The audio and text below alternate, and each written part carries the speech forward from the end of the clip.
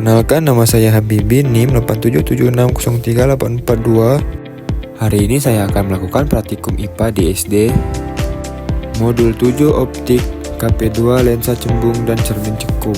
Dalam kehidupan sehari-hari, cermin dan lensa adalah alat optik yang sering kita jumpai. Cermin merupakan benda optis yang tidak tembus cahaya dan memantulkan hampir semua cahaya yang datang, sementara lensa adalah piranti optis yang dibatasi oleh dua permukaan lengkung atau satu lengkung dan satu datar.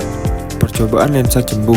Tujuan percobaan: 1. Menentukan jarak titik api F dan kekuatan lensa P dari lensa cembung. 2. Menentukan jarak titik api F dari cermin cekung. Alat dan bahan: 1. Meja, 2. Lensa cembung, 3. Layar, 4. Sumber cahaya, 5. mistar. Langkah pertama, susun dan letakkan di depan layar dan sumber cahaya. Nyalakan lilin, aturlah posisi benda dan lensa sedemikian rupa hingga layar terbentuk bayangan yang paling tajam. Setelah bayangan paling tajam diperoleh, kita akan mengukur jarak benda, yaitu jarak dari lilin ke lensa dan jarak bayangan dari lensa ke layar. Ulangi percobaan ini beberapa kali dengan mengubah kedudukan lilin untuk mendapatkan data yang berbeda. Pertama, jarak benda 3 cm dan jarak bayangan 6 cm. Kedua, jarak 4 cm dan jarak bayang 4 cm.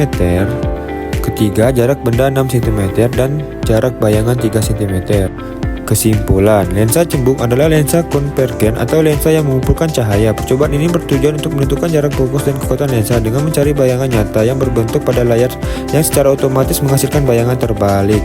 Berdasarkan ketiga data pengukuran tadi, jarak fokus rata-rata lensa cembung adalah 2,0 cm sehingga kekuatan lensa seperti yang dihasilkan yaitu 50 dioptri. Percobaan cermin cekung. Alat dan bahan: 1. Meja, 2. Cermin cekung, 3. Layar atau dinding, 4. Sumber cahaya, 5. mistar. Langkah percobaan. Langkah pertama, susun cermin cekung dan letakkan sumber cahaya atau lilin dan layar di depannya. Kemudian nyalakan lilin, aturlah kedudukan lilin dan layar agar pada terbentuk bayangan yang paling tajam. Ukurlah jarak benda, yaitu dari lilin ke cermin, dan jarak bayangan, yaitu dari layar ke cermin. Ulangi percobaan ini beberapa kali untuk mengubah kedudukan benda atau lilin. Pertama, jarak benda 4 cm, jarak bayangan 6 cm.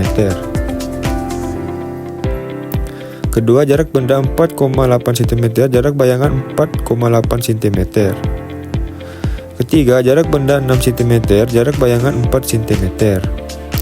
Kesimpulan, cermin cekung adalah cermin konvergen atau cermin yang mengumpulkan cahaya yang dapat memantulkan hampir semua cahaya yang datang. Percobaan ini bertujuan untuk menentukan jarak fokus cermin cekung dengan bayangan nyata yang berbentuk pada layar yang juga menghasilkan bayangan terbaik. Berdasarkan ketiga data pengukuran tadi, jarak fokus rata-rata cermin cekung adalah 2,4 cm. Cermin cekung memiliki titik api yang merupakan titik potong berkas sinar pantul. Secara umum, hasil kedua percobaan menunjukkan bahwa baik lensa cembung maupun cermin cekung dapat digunakan untuk membentuk bayangan nyata asalkan benda diletakkan di luar titik fokus mereka dan jarak fokusnya dapat ditentukan secara konsisten menggunakan persamaan yang sama.